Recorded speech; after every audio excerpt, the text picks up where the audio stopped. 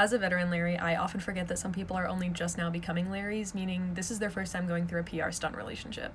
And I stumbled across this great thread by Skeptical Larry on Twitter and I retweeted it, so definitely go check it out. So for anyone who might be feeling weak over Olivia right now, I'm going to talk about some very clear stunt patterns that we've seen over the years. I want to start this off by saying each PR relationship is meant to come off as authentic, unique, and private. However, we're able to draw very clear similarities between them because the patterns that they're using are working. Starting off with shared clothing items and accessories. I mean, we saw this way back in the day when Halo rumors were started off with the paper airplane necklace. And now we're seeing it with the pink beanie, the cross necklace. They even tried to argue that she was wearing his dirty Vans. It's just a tactic to make them seem closer than they are. Another pattern we've seen is yacht photos. The fact that we have both Hendel and Olivia yacht photos is just exhausting at this point.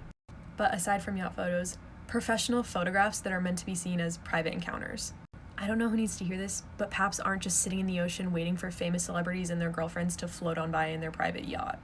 But then we also have the flip side of them casually showing up to very public, crowded locations as if they aren't going to be spotted by fans. I feel like this was a big thing with Hamil, like they would constantly go to really popular, crowded restaurants together.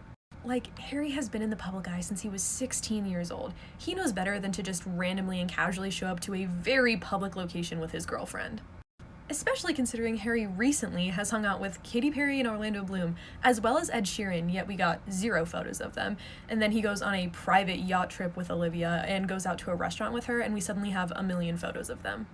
If they wanted it to be private, it would be private. A final thing I want to touch on is the timing of all of these relationships.